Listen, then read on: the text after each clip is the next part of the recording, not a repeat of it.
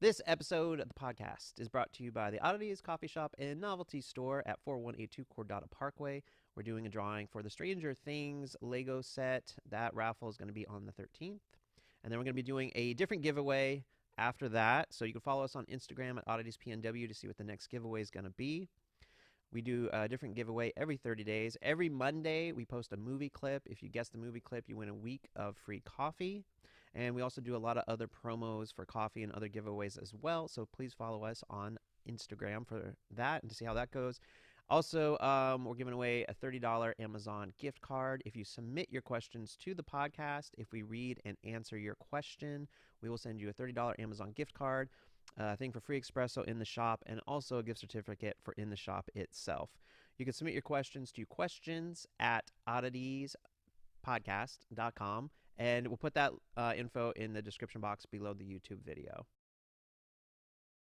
My guest today is my friend Erica, who is a sales rep representing various companies. She works with brick and mortar stores to make them aware of those products that she represents and carries. She's also an Etsy seller where she sells vintage clothing. So she's on here to talk about both of those today. So if you guys are a business owner or a brick and mortar store and you're looking for a sales rep to help introduce new, unique, fun products into your store, you should check her out. We're going to post all her info on the podcast on YouTube. And if you're interested in Etsy and selling clothes online and vintage clothing, she's going to talk about how she got started doing that, where she finds the clothing, and how that's gone so far. So I hope you enjoy the podcast. You're listening to the Oddities Podcast. Everything's good on there. All right, guys, I'm here with my buddy Erica. We've known each other, how long now? 9 years, maybe? I think it's longer than that. Started working at the co-op when I was fresh out of college. Dishwashing, the one up here on Cordata, and working in the deli, making coffees back in the day. Yeah. What was your official job title back then? So I was the mercantile department head at the Cordata store. And you would order goodies for the store, Mhm. basically? All the housewares, everything that wasn't food. And how Yeah. was that job at first? Oh, it was awesome. I had so many ideas. I was like, oh, it's just going to be fair trade. It's going to be so hippie happy. And then you realize people don't actually want to buy that stuff. So it developed. It got more interesting. It became more challenging. But I learned a ton because I basically was a one-person department, and I kind of ran a store within a store. And so I got no training to do it. They just threw me into it. So when they first put you into it, like, did you deal with sales reps? Did you have to reach out to companies? Would sales reps come by and you'd be their person they meet with? Is that what? It was a surprising combination of both. There were definitely people who reached out to me who were like, yeah, we want you to order $3,000 worth of Smartwool, so we're going to come see you.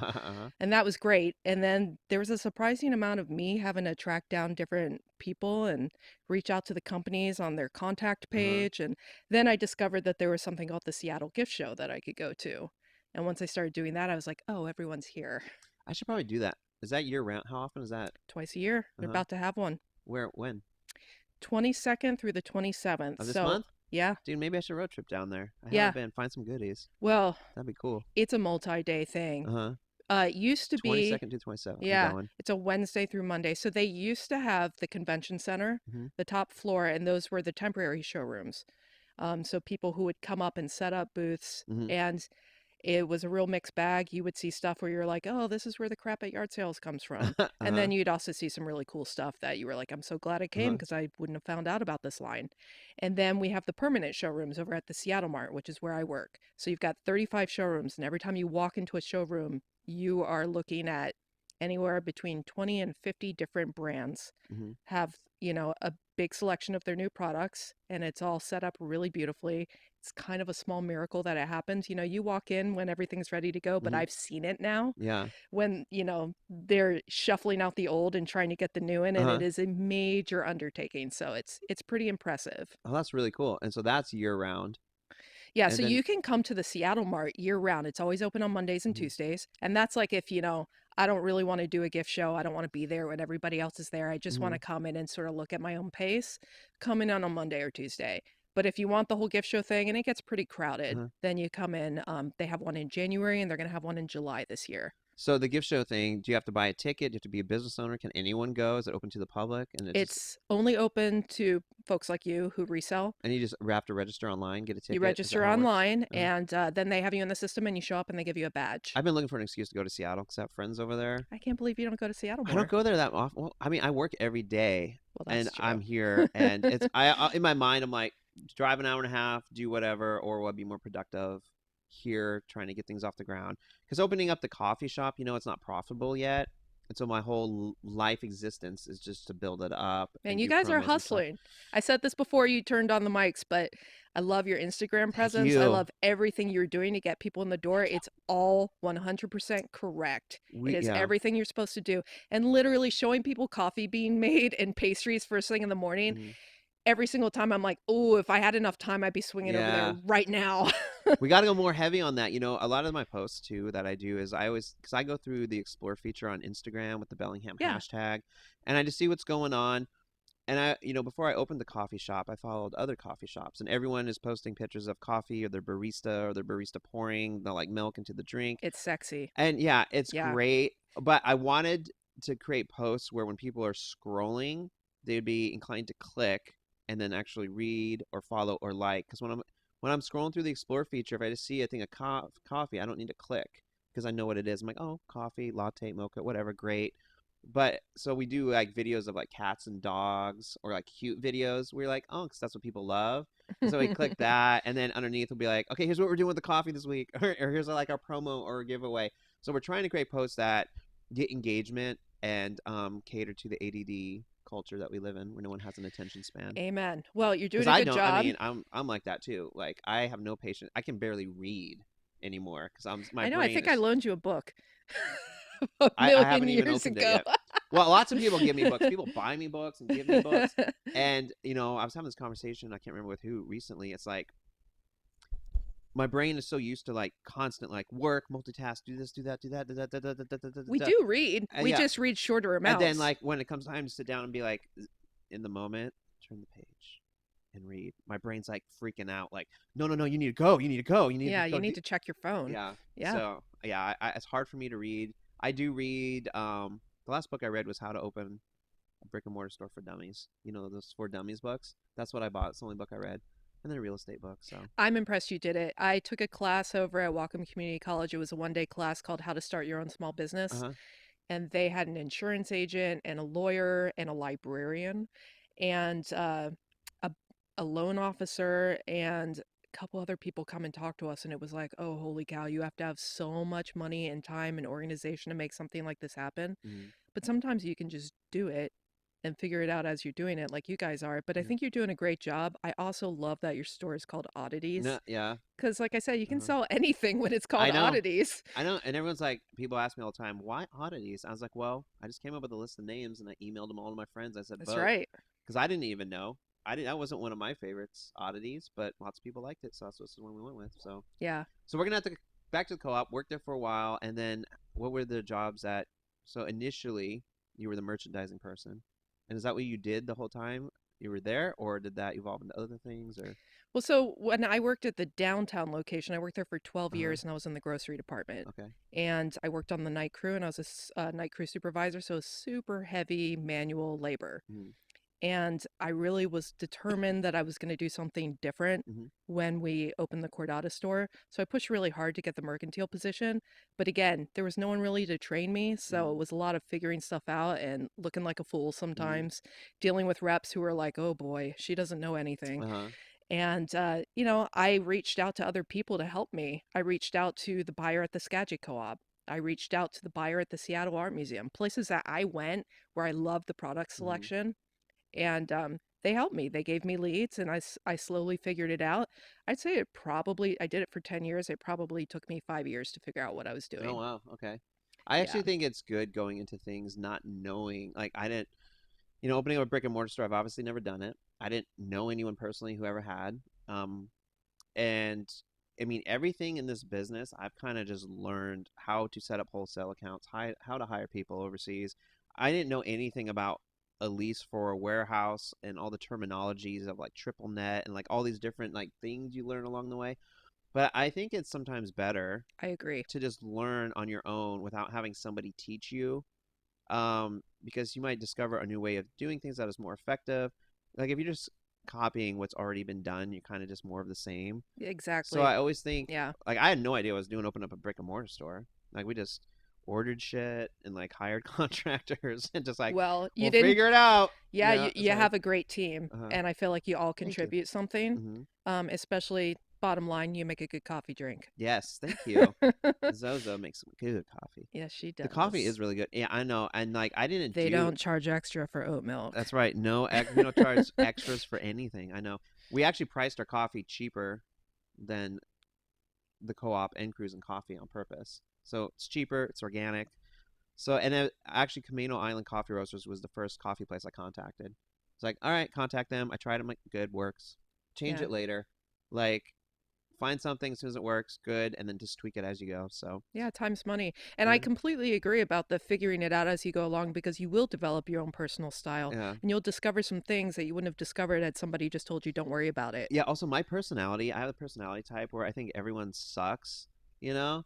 And so I just think like, do you really know that much more than me? Like, what are you going to teach me that's going to, you know what I mean? I'm just like, I can figure this out. And also like, I want to do it better than what you're doing. And I think Mm, so many people, I notice this a lot with like business, like people start a business, right? And it becomes successful.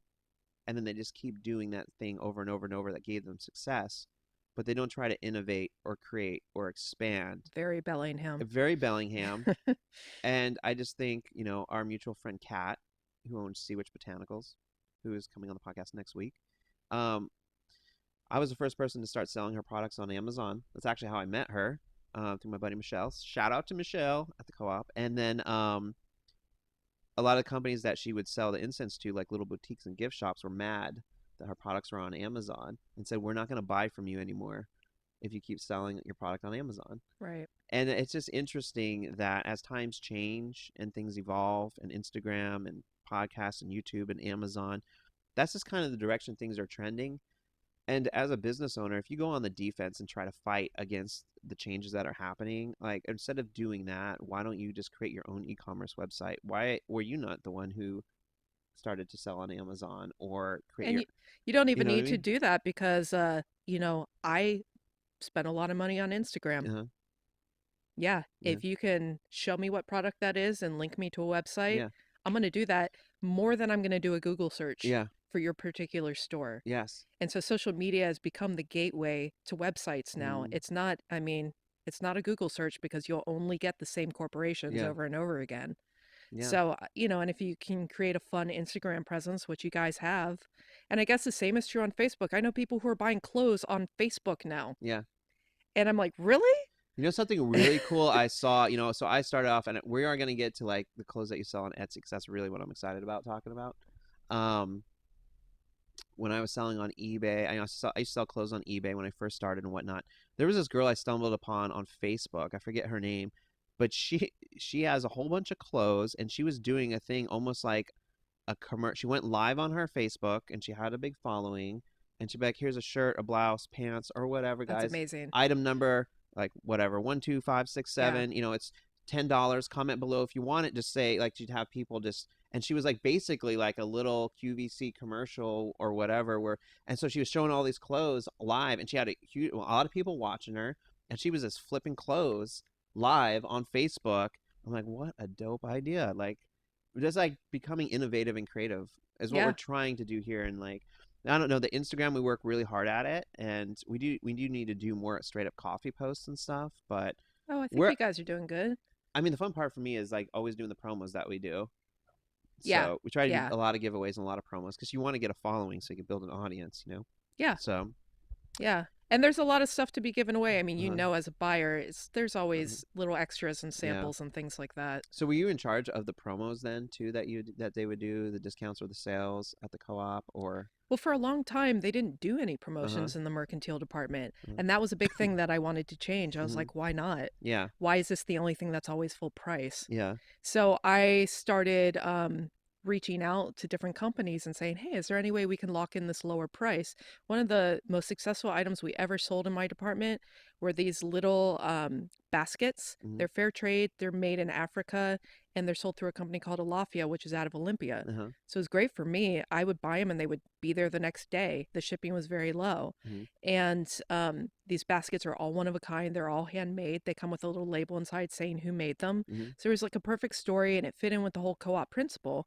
And they were around $17.95. Mhm. And I was like, well, Hagen's is starting to carry them. Other Mhm. stores are starting to carry them because they work for every single holiday. You Mhm. sell them with Valentine's Day, you sell them with Mother's Day, you sell them with Easter, you sell them with Christmas. Mhm. So we loved having these items. They're small, they don't take up a lot of space. And they were like, well, if you can buy quantity, we can give you a lower price. So we started buying 250 at a time. We Mhm. split them between both stores. We sold out of them, and we could sell them for $3 less than everybody else in town. Mhm. So that's the kind of thing that I was really interested in doing, was just not just having cool stuff, but getting into the nuts and bolts of Yeah. like, how can I sell this most efficiently, Uh-huh. especially when you have competition. I Yeah. mean, Hagen's and Fred Meyer and stores like that didn't used to sell natural foods when Mhm. I first started at the co-op. Now everybody does. Yeah. Target does. Mhm. Target has like Target only kombucha. Do they really? Yeah, I didn't know and that. every time I look at it, I'm like, the co-op should have done that first. Right. Private labeling your own products is the way to go. Like some of the products you were showing me today, because I'm going to China in April, and a lot of the products you showed me, and I'm not gonna blast the company or anything, but the power banks and the all the cell phone accessories. When I went to a trade show in Hong Kong, literally every single vendor was all cell phone cases, like these little like that stuff is everywhere.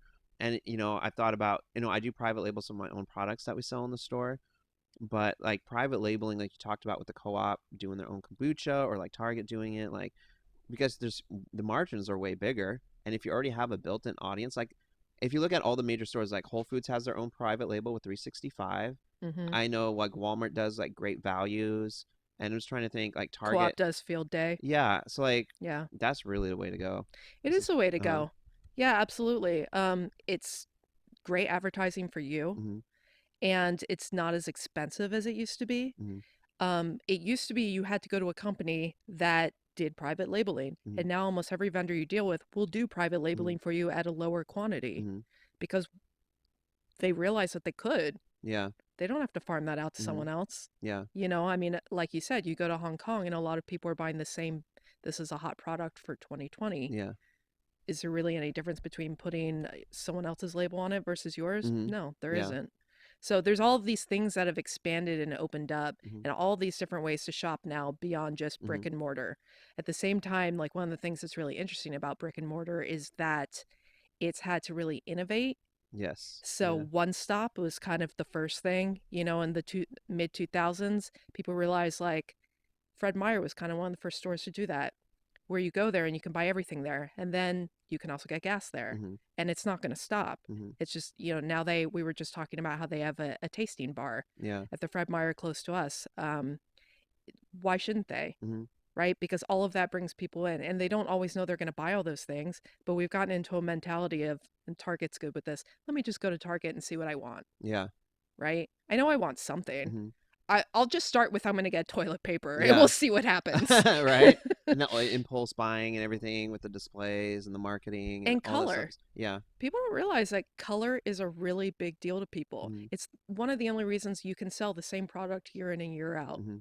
Just change up the color on it. Yeah. Yeah. And there's colors that we identify with certain time periods, Hmm. like pea green and mustard yellow and burnt orange. That's the 70s. Uh-huh. Yeah. Yeah. The retro colors. Right. The Uh-huh. 80s is all the neon colors. So after working as a merchandiser, now you're a sales rep. So Mm-hmm. all that basic. So now you have experience from being on both sides. Yeah. So it probably gave you a huge advantage, or at least you know how to like communicate and talk to everyone now. So Yeah. why did you go from that to being a sales rep, and how's that been so far? Well, here's an interesting thing Uh-huh. is that as an employee, you are selling your labor. Mm-hmm. And you make this hourly wage, and you don't have a whole lot of control over what you make, but there's a certain amount of job security in knowing that you have these certain benefits and you get paid every 2 weeks. Mm-hmm. And it's what most people do. They become an employee, they hope to work up to management, and then if that doesn't work out, they go get another job being an employee somewhere else, sort of starting at the bottom again. Yeah. And I had been at the co-op for 22 years, and I did not want to take a step down. Uh-huh. I wanted to at least take a step laterally, and I wanted to take the skills I had learned over 10 years as a buyer and actually use them for something. So the first thing I thought was, well, I'm just going to go become a buyer somewhere else. Everybody will want to hire me as their buyer. It turns out they don't. Oh, really? It's a very small group of people who get to be buyers, and they hold on to those They don't leave. jobs. They Okay. don't leave. Uh-huh. And you How long usually, did you try to find a job somewhere else as a buyer? How long did you so I pursue that? job hunted for a year. Oh, damn. Yeah.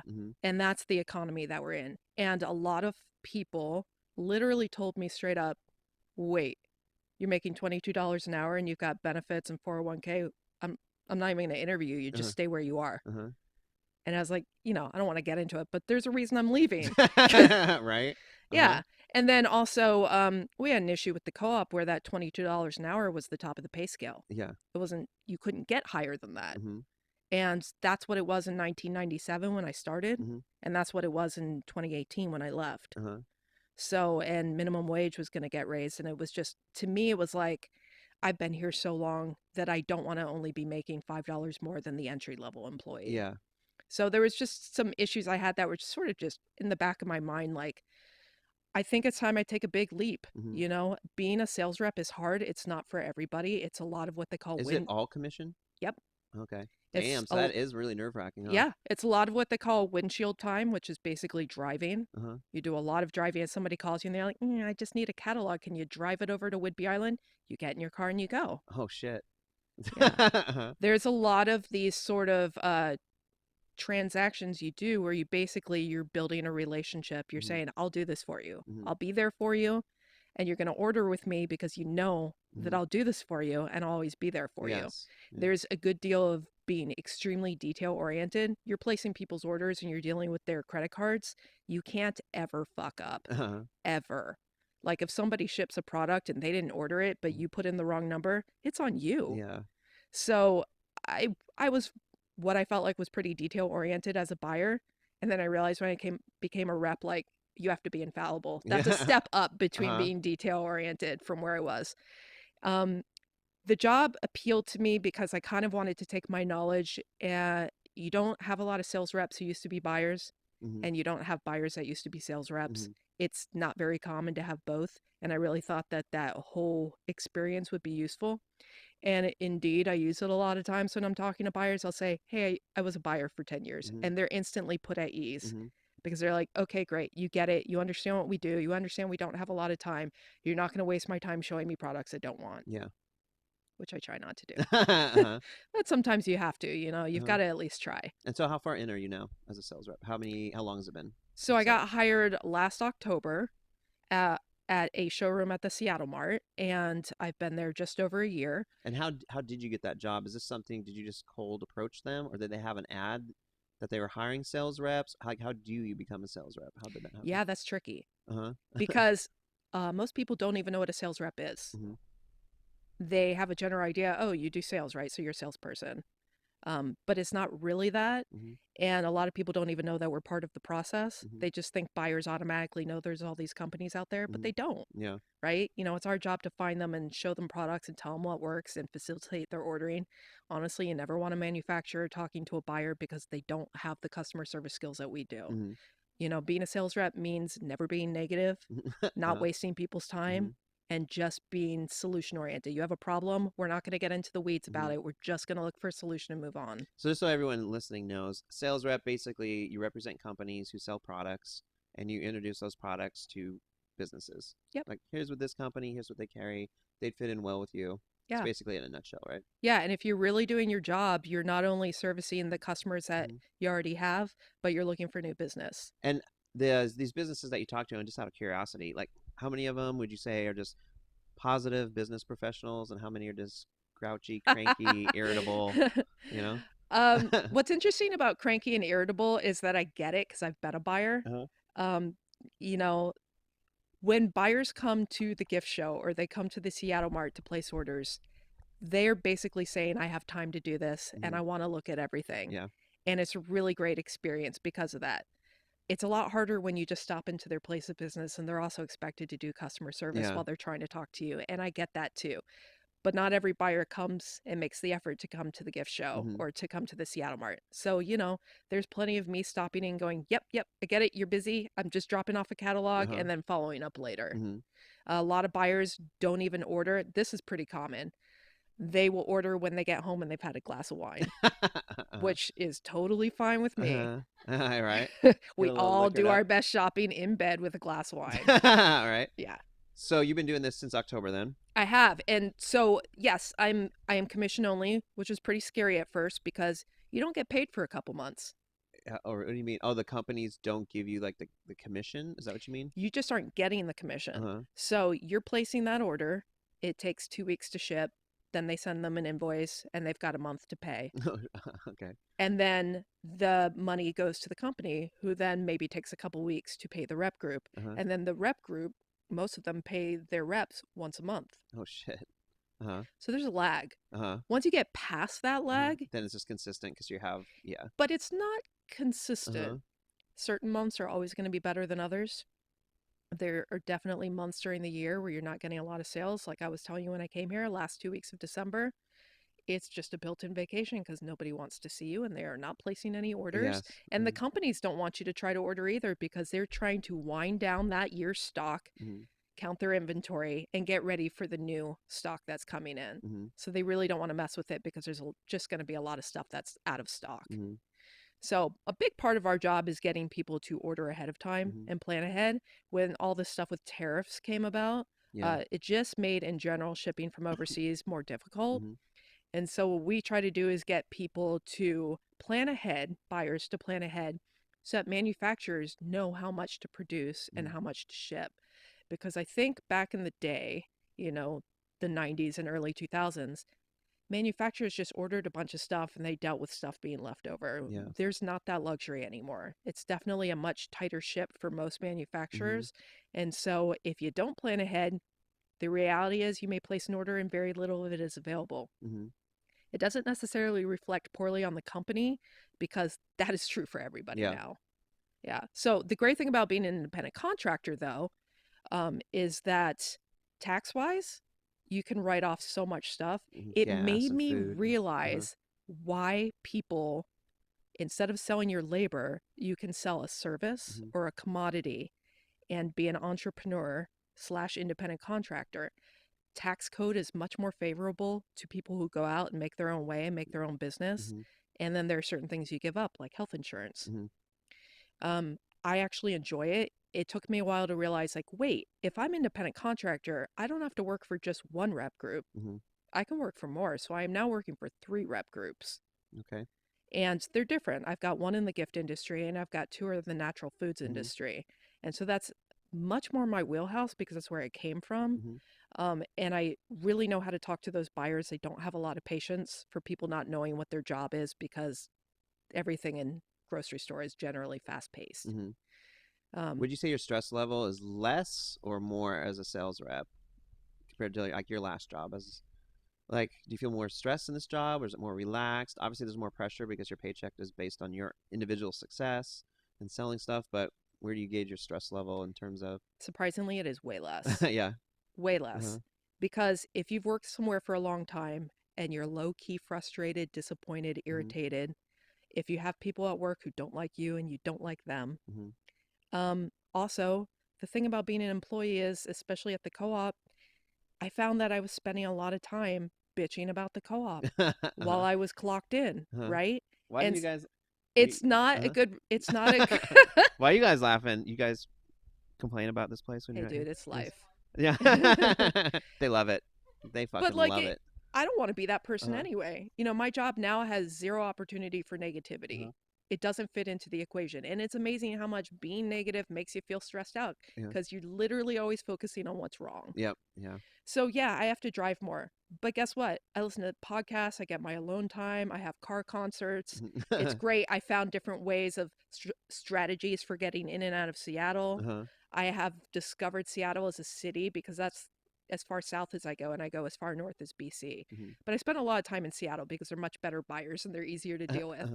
And I've discovered Seattle like I never knew existed. And I love to travel. Mm-hmm. So getting to actually get into these places, I had always seen La Conner Mm-hmm. on, as I'm driving down I-5. I had never been there. First time I went there, I was like, the fuck? This place is cute as shit. Uh-huh. I love it. Uh-huh. Right. And so then you not only have to go see those buyers, but you love going to those Uh-huh. places, and so that's been a good part of it. And yeah, things get busy. Some days you have like just the emails don't stop, the texts don't stop, Mm-hmm. everybody's pulling you in different directions. But a lot of our manufacturers are on the East Coast. Oh, So by 2 o'clock, they're gone. they're gone. Yeah. So most Uh-huh. of what happens, it can be, I'll tell you, my most stressful part of my job is 6 in the morning. Yeah. Because I start getting texts and emails from people on the East Coast. Uh-huh. And all I think is, I gotta get up. I gotta get up. Uh-huh. I gotta deal with this. Uh-huh. But on the other hand, anytime you have a job where you're just sitting at your kitchen table in your pajamas, Uh-huh. It's yeah. good. Yeah. And what's funniest about that is when I was a buyer, I always pictured my reps in their office Uh-huh. at the showroom Mm-hmm. without understanding they're at home Yeah. Uh-huh. in bed with a laptop and a Uh-huh. cat and some coffee. Uh-huh. So that is major job satisfaction Uh-huh. for me. Knowing I don't have to be anywhere for 8 hours a day, Uh-huh. 5 days a week. It's nice. It's real nice because, and you know this being a business owner, Mhm. you can get a lot done in 8 hours if people will just let you go do it. Yeah, yeah, I know. I know how that goes, getting pulled in many different directions. Because it's like I have workers overseas who are on a different time period, and then the store, and then these guys here. And so all day long, you're trying to get something done, and then this text, this call, this email, this is broke, this doesn't work, this isn't, and you're just like constantly like getting pulled everywhere. But yeah, I love it. It's I love good. it too. You know what? I work on the weekends. I work in the evenings. Uh-huh. I work until the work's done. Yeah. What I really don't want to do is make anybody feel like they're not important or that I forgot about what they needed. Hmm. Yeah. So, yeah, the manufacturers close early on the East Coast, but I Yeah. just keep plugging away and working. Now, do you know, and I don't know if you know the answer to this, but what's the turnover rate of sales reps? Because in a commission-based job, I imagine higher turnover rate because your success is based on your own skills and work ethic and blah blah blah. Do you know? Like, have you seen? Do you communicate with? Do you So I know? didn't really know at first. Uh-huh. And this is what I've been able to suss out is that nobody who's a sales rep just has that as their job. Yeah. They either have a wealthy partner, Hmm. and this job is That would not be their main nice. source of income, Uh-huh. Uh-huh. or they have other jobs. Yeah. And so everybody in my rep group has a second or third job. Hmm. Oh, damn. Okay. Yeah. Because again, you're an independent contractor. Why not? Yeah. A lot of what we do can be done now from your phone. Yeah.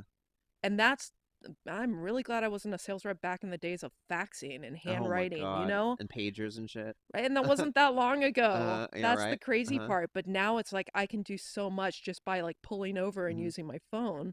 Uh-huh. I can put a lot of fires out while I'm driving somewhere to an appointment. Hmm.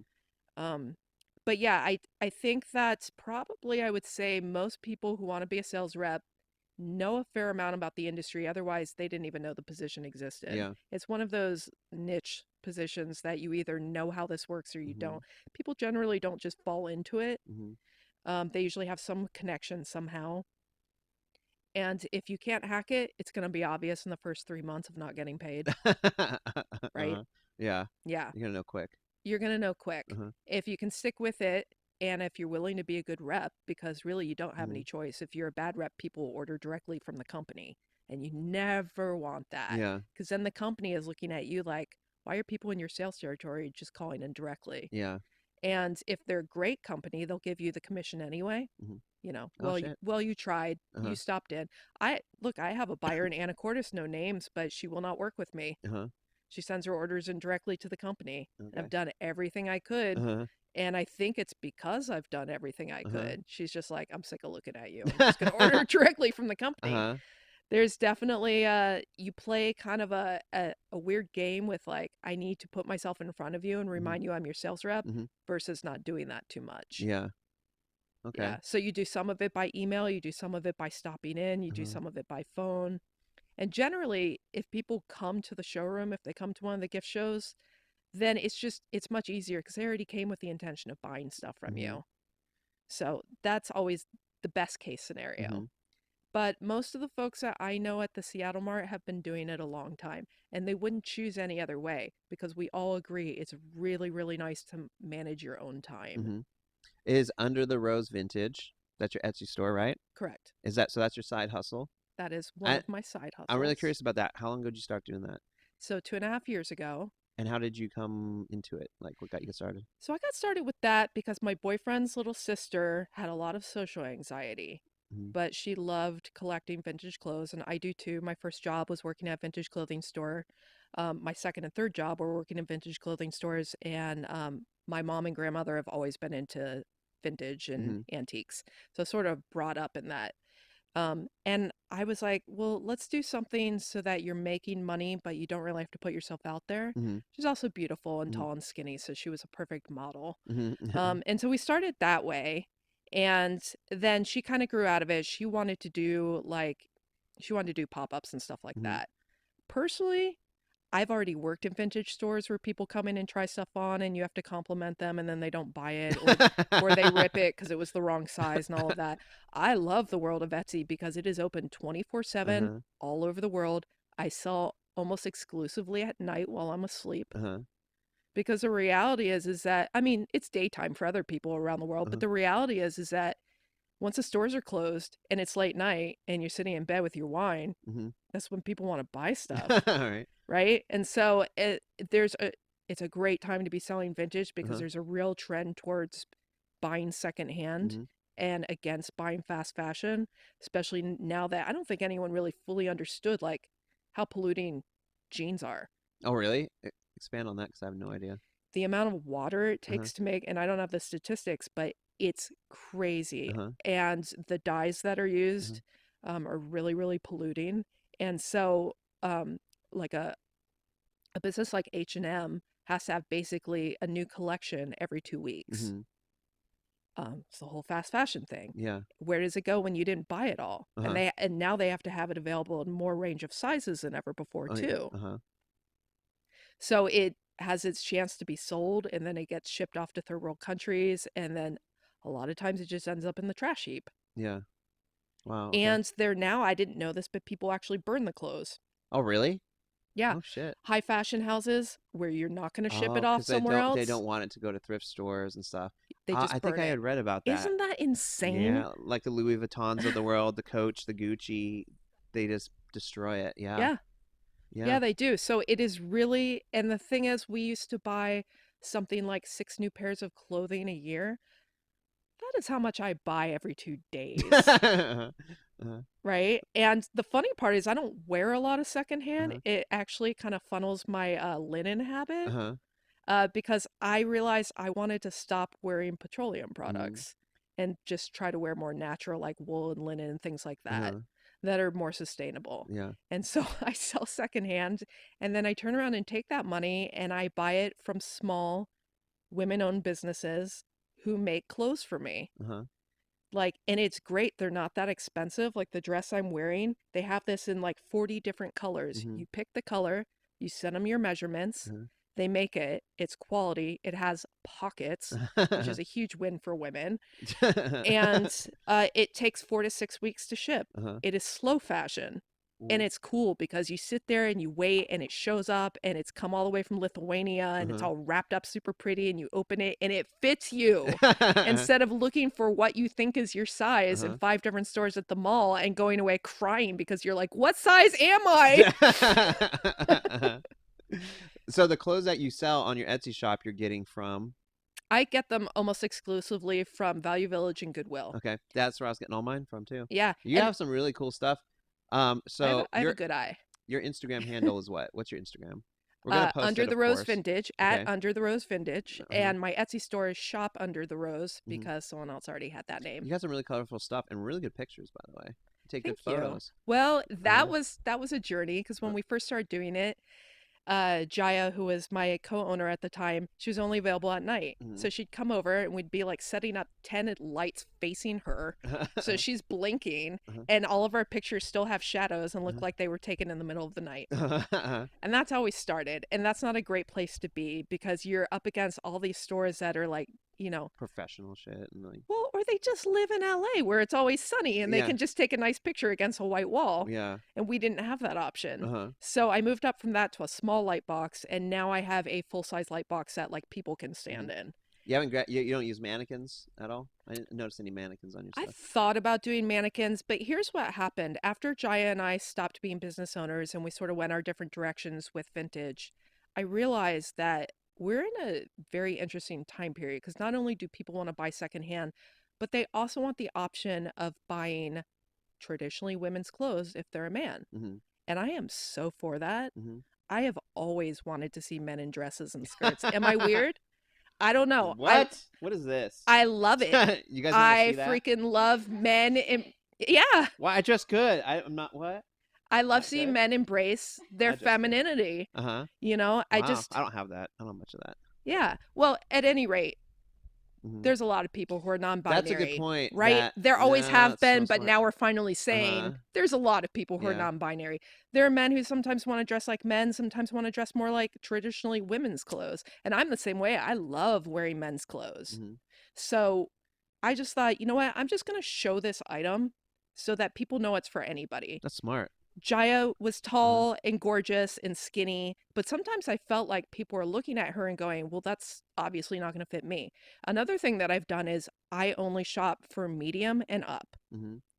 So I no smalls, no extra smalls, Hmm. because what I saw was everybody selling vintage was selling these tiny dresses for over $100, and I'm like, okay, you didn't pay more than 10 for that because none of us do, right? And you're selling it for $160, and who does it fit? It's this very exclusive club of very young skinny girls who can shop for vintage. Hmm.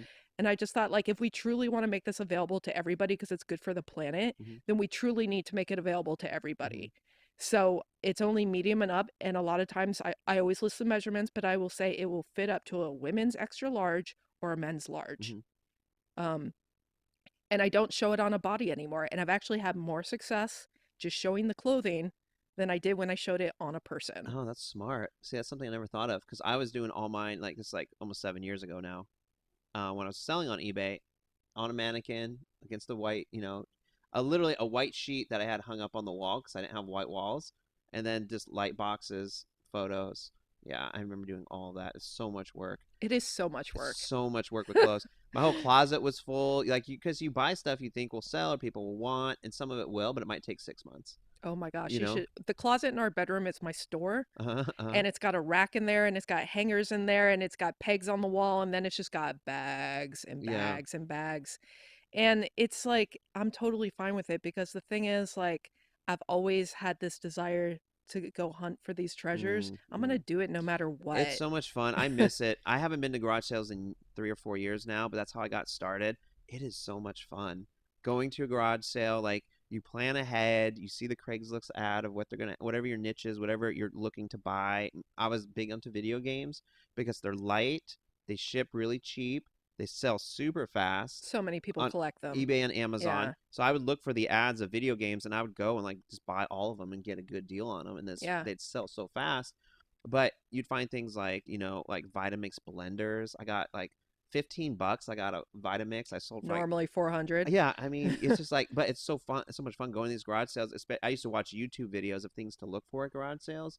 Like just random things like super soakers from the 80s and 90s sell for like $130 on eBay. And I would find them in Goodwill for like Dude, $10. God bless millennials Like, because you all love nostalgia like we never did uh-huh. because you have access to it. Yeah. I mean, we had Spencer's, Uh-huh. right? Uh-huh. And you guys have like, I can find it anywhere. Like, if you don't know where to find it online, you just get on Instagram and you're going to find the stores that sell it. One of my favorite vintage stores is called Lucky Vintage and it's in Seattle. Mhm. And they've got a location in the U District and then they have one in Ballard, which is really cool up and coming neighborhood in North Seattle. And it is nothing like what they sell on their Instagram. Mhm. So they reserve their Instagram for their really, really nice stuff that they probably don't want people trying on. Mhm. And it's just like, it's in their stories, Mhm. and then you DM them, and Mhm. they send you a PayPal invoice. Boom. Oh, that's dope. And Mhm. now you can just do Venmo. Uh-huh. Yeah. So one of the things I'm really excited about is that myself, Sarah, who owns Pretty Penny Vintage, Mhm. and Joey, who owns Index Vintage, we are all former co-op Mhm. employees. And we're talking about creating a vintage swap meet, which has never happened in Bellingham. And they have these all over the place. in Seattle, in LA, and places, San Francisco, and places like that. And we don't have one yet. Mm-hmm. We've got a farmer's market. We've got these makers markets now for people who make stuff. We have nothing for vintage. Mm-hmm. And it's actually a lot easier because, you're not making food. There's none of these like food handlers requirements, you're not, there's so many other things you don't need to have. You literally need a place for people to try on your clothes, a mirror, a Mm-hmm. rack to put your clothes on, and a way to pay. Mm-hmm. And so we're thinking about doing something like that. I reached out to the folks at the farmers market to see if they wanted potentially to let me use the covered space. Haven't heard back from them, but there's like the Eagles Hall, there's Viking Union, there's all these buildings that you can rent. Uh-huh. And why not? That would Like, be a really we good idea. know people are really into Uh-huh. it. So that's something I'm really excited about because, I mean, if that just became like a standard thing we had in Bellingham, how cool would that Yeah, that be? would be really cool. I think that'd be huge here too. I think it would be Uh-huh. too. I think there's no reason why I wouldn't do well. So back to where I get my stuff, because I'm a sales rep and I'm driving all these small towns, I always Hit. hit up whatever thrift Yeah. store is there. Yeah. And I got to shout out my two favorites, which is the Ballard Goodwill. Mm-hmm. If you've never been to Ballard, please go. It is one of the coolest neighborhoods ever. It's really, really fun. And it's also one of the only places that feels like old school Seattle. Mm-hmm. Like, you still got a wharf and, Mm-hmm. like, old boats and signs, and people who live there grew up in Ballard. Mm-hmm. And it's just what Seattle used to look Mm-hmm. like. It's really friendly and low key. Great restaurants there. Mm-hmm. And they have a Goodwill there that gets more donations than any other Goodwill on the West Coast. Oh, damn. And it's probably higher income, so there's higher priced items coming through there. Exactly. Uh-huh. Yeah, like I spent $60 a chair on my IKEA chairs and then found it there for $3.99. Mm-hmm. Yeah. Yeah, stuff like that. I would tell people like college textbooks were also a thing I would source at Goodwill and also garage sales. In Burlington years ago, I found a Harley Davidson jean jacket with the sleeves ripped off. I think it was like $2.50, and I sold it to a guy in Australia for like $50 on off of Oh, eBay. I Like sold a you I can, sold a Chinese opera jacket that I have no idea why I even found it at Value Village for $9.99. Sold it within 5 minutes for over yeah, $100. yeah. People don't realize like if you need extra cash, go into like the Value Village, Goodwill, Salvation Army, and just you have to know kind of what to look for in terms of you want name brand clothes and certain things. But man, the profit potential is It's huge. huge. But that's an interesting thing you bring up. You do really have to know what you're looking at. Also, I had to give my other shout out. Here in Bellingham, we happen to have the best Value Village that I've ever been to, Uh-huh. and everybody I know agrees. Hmm. I mean, I don't know who these people are, but like every time I go, I'm just like, how am I finding this here for so little? Yeah. And the cashiers all know me. Uh-huh. And I come up and they're just like, where do you find this? I Yeah. didn't see this. Uh-huh. I'm like, girl, you have to look in the miscellaneous Yeah. section. I am looking in men's underwear. Mhm. Like, I will, Yes. I got, the men are looking at me like, get out of Mhm. here. And I'm like, no. And you start to be able to recognize brands from a distance or without even looking at the tag. Like Pendleton shirts sell really well. They're like expensive flannel shirts. I used to sell those, but like you can almost see the quality before you even get to it. Yeah, you know it And when you like see it. shoe brands, you'd be like, oh, that's that. Back I used to sell shoes as well. But I know, and anyone looking to make extra money, like those garage sales and thrift stores, I miss it. I miss going out early and like finding those things. And college textbooks, because after people, you could just find those at garage sales, and then just flip them for like 80 to $100 online. So Oh, there was so a, this is how big it's gotten. There was a show on Netflix called Slobby's World, good. Uh-huh. and it's about a guy who owns a vintage store in, I think he's in Arizona. Hmm. Okay, and so we were watching it because I was like, that's weird that they have this show about selling vintage. I learned more from watching that show. It's just like a limited 8 episode Hmm. run than I ever knew about selling vintage before that, Yeah. because he got into some of the details like single stitch. Hmm. If you find a t-shirt and it's got single stitch on the cuff, it is pre 1970 or maybe 1980. Hmm. And that's how you can tell super easily. Hmm. If the logo is printed on the inside of the shirt, it is new, it's not vintage, Hmm. even though it's confusing because now everybody's doing throwback t-shirts. Yeah. And so sometimes it can be hard to tell, like, oh, is this a real bum equipment, like, or, whatever jams or OP, those brands that we Uh-huh. were into in the 80s, is this real? And then, or is it not? So there's different ways to tell. If it has a tag on the inside Hmm. hem, it's not old. Yeah. So all these things that I learned from watching the show about like sports collectible stuff too. So it's one guy on the show brought in this T-shirt, and it was the Olympic basketball team from like 1984, and it was like the dream team that had all those amazing. I think it was the first time there was an Olympic basketball team. Had all the amazing players of the time were on it, and they were talking about how much it was worth. And a couple weeks later, I found that T-shirt, No way. and I never would have known. Yeah. I would have, because I honestly What does never it would have sell been for? looking. What did it sell for? I haven't sold it yet. And I'm selling it for, what I try to do is sell my stuff for about $15 or $20 less than what I see everybody else selling it for. Because I don't really see the point in going, yeah, but I know what it's worth. At the end of the day, you want to be able to turn the product, or it's just taking up space. Yeah, fast to get that money back, buy more product. Right. Also, concert T-shirts are Yeah. good from the 80s and 90s. Yeah. That's the thing. Like, you can go on YouTube and watch, and there's hundreds of videos on garage selling, thrifting, and you watch these videos, and these people will take the cameras with them as they go garage sailing and show you, I got this, I bought this, here's why. And then you'll start seeing these items when you're actually going to estate sales and garage sales, and you get so excited and pumped. They were like, always oh there. shit, I saw that in the video. Like, so you instantly know. One of the coolest things, I've never talked about this before, there was a thrift store in the town, Port Angeles, where I was living at the time. I was going there just kind of looking for things that I could flip. They decided to, but they knew me because I went in there so often. They decided they were moving locations, and they didn't want to move all their books because they had so many. So they're like, do you want them all for free? I was like, yeah. I literally loaded my car up full of these books. I drove to the library in the town.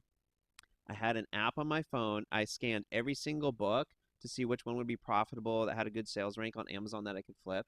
All the ones that were just garbage, I just donated to the library. Right. And then all the other ones I kept and just sent in. I made so much money. Just free books. So just building those relationships in those thrift stores if you're a regular coming in. But man, I'm telling you, college textbooks are huge. I used to just go to the Goodwill. I would go beeline right for the college textbook section, scan them all just to see what's the sales rank, what's it selling for. I would just have a whole cart full of college textbooks because that's where they wind up. People graduate, they either flip them at the garage sale or they'll end up at the thrift store. Yeah. A big thing too is money. Understanding what people want to buy now. So I'm 45. It could be argued that maybe I don't really know what, like, it's mostly millennial shopping for. Maybe I don't really know. My idea of what's vintage comes from when I started working at vintage clothing stores. I think my first job when I was 15, right? And it's different. Like, people aren't looking for that stuff now. Or even like the antique stores in Bellingham, they're still trying to sell this pottery that was once very collectible, or Bakelite was once very collectible, but nobody knows what it is now. Yeah. And they don't care, and they're not collecting it. And the older collectors already collected as much as they're going to collect. Yeah. In fact, those folks are dying off, and it's ending up back in the thrift stores. Yeah. So I not only Instagram helped me figure out what people were buying, but I go on other competing sites like Depop. So Depop is like Etsy. It doesn't have the audience, but the audience it has is almost entirely people between the ages of 16 and 25. And that's your target audience. Because generally they have more disposable income. And I would go on there and go, oh, okay. Really? All right. Yeah. Okay. And it's like just stuff that we think's horrible that we wore for when we were like, in our teens, and it's back. Yeah. And it's like, really, mom jeans? I fought so hard against that trend. I was like, it can't be, but it is. Yeah. And my daughter literally was like, Mom, can we go shop for mom jeans? And I was like, what world am I living in? Yeah. So you don't sell on eBay, just Etsy? Just Etsy. And I've thought about eBay, but I feel like you really need to do some research to be a good seller. And it took me 2.5 years sort of to figure out what I was doing on Etsy. So you kind of find something you're good at and you got some momentum and you're going to keep going with it. And have you looked into Poshmark at all? I did. Poshmark, and actually there's also ASOS Marketplace, which I didn't know existed. But for both of those, it's more that you have to be selected to sell on those sites. So they are expecting cute models wearing all of your stuff. Yeah. And, back to what we were talking about, like, maybe it's great when people don't tell you how things are done because you figure out your own style and your own way of doing it. Yeah. I really prefer my own way of doing things at this point, and it's working for me. And I'll innovate when I realize it's going to be necessary to change it up. But right now, I don't necessarily feel like I need to go on Poshmark. Etsy's got a huge audience. They show you statistics at the end of the year, and it's something like 44 million users. Oh, damn. Poshmark, Depop, all of those others. The only other that comes, that's probably more than that is eBay Yeah. and Amazon. But Etsy used to be something that was very like, it's just for crafters. Yeah. It is not that way anymore. It's a huge platform because when people don't know where to buy secondhand, that's the first place that they've heard of that they can go. And it was really weird because I started hearing it in movies and shows. And I was like, well, this is big time. Yeah, that's when it's taken off. Yeah. So how many hours a week do you spend on your Etsy shop, like with the photos and the listings? And So the fun thing about Etsy for me is that I do it when I'm trying to not just veg out on my phone. So if I sit down and I'm on Instagram for a while, I'm like, this is not making me money. Yeah. So I just, my light studio is in the living room. I just go over there, turn the lights on, start taking pictures of stuff. And it feels way more gratifying to add content and to have something that can bring you money than to just view content and spend money. Right. Yeah. Well, one last thing. We'll get out of here. Tori and I are going to watch The Witcher tonight. No spoilers. I know you've seen it or some of it. I think I've seen as many as you have. Oh, I've seen the whole thing. So we're going to watch it tonight because I told her how great it was. But what did you think of it so far without giving away the plot or anything? So it's Henry, how do you say his last name? Cavill? I don't know how to say it. Cavill or Cavell? Henry, C-A-V, isn't it like I-L-L-I, Cavilli? I don't know how to say it. At he any played rate, the guy who he played Superman. Yeah, which is my worst superhero. I fucking hate. I will never watch Superman. I think it's the dumbest fucking superhero. I hate Superman. So when I saw that he was cast, I haven't played the video game or read the book. I was like, fuck, that guy. Same. Like, God damn it. And yet, he's so freaking good. He did good. He did won me really over. good. Dude, without him, that show is nothing. Well, I think Yennefer fucking is good. Yennefer's pretty badass. Dude, she fucking kills it. She's a mage, a sorceress. Yeah. Yeah. She's good. Yeah. I like that character a lot. Yeah. No, it actually has really good dialogue, which if the dialogue is cheesy, I'm like, it's off. Yeah. If it looks like it was filmed in a studio, I'm like, Cameron, you can watch this after I go to bed. Like, I kind of insist on decent quality because there's so much content out there now. Yeah, like, why would you sell some bullshit? Yeah, but I actually really appreciate it. It was catchy. We were watching it with my 12-year-old, and there were definitely some scenes where I was like, it's a little graphic. Yeah. Yeah. Netflix is taking some notes from HBO. They're like, well, they made it to replace Game of Thrones. That's what they said. That's what they said. That's pretty lofty. It's good. I like it. It's one of my favorite shows. It's well, definitely now up there. We all are remembering Game of Thrones only by the last season. I know. I'm still like hurt by that. I still drive around. Hurt by that too. I still drive around and be like, why? Why'd you fuck it up so bad? And not only was it bad, they had a coffee cup in it. And with the last. Have you seen them all? Yeah, you watched them all. Yeah, there was some other random, like somebody's wearing sneakers underneath their robe. It's just like. Yeah. Yeah, Eddie, that's a whole nother podcast. That's traumatizing. That they owe everyone an apology. They sure do. They fucking do. They just need they need to come out and say we fucked up. They actually need to apologize to their actors. It was so bad. I was just like, oh my god, what happened? Episode 3, I mean, it was good up to episode 3, but then after that, I was just like, oh, yeah, it was so bad. But without getting too far down that, so Witcher, you like? Say good show? I liked it. I think it's weird that we're making shows from video games now, but we've made a movie from video games. So it almost never works out that when they try to make a movie or a show off of a video game. Because the storyline is really, you're supposed to be able to manipulate it. Yeah. So it's kind of a weird thing to decide what's going to happen. Yeah, I was so pumped. It's a great show. So yeah. Cool. Well, we're going to put up all your Instagram, your Etsy shop. We'll put it on blast and everything. And let people know. Thanks so much for coming on podcast and doing this. Erica's my sales rep too for the store. For people out there who don't know, she's one of them. Multitasking right now. And we met 9 years ago, and who would have thought 9 years later, here we are, where we're at right now. We're free. We're free. We're free of it all. Yeah. Yeah. Well, thanks for coming on. Appreciate it. I appreciate you. All right. Bye-bye. Bye.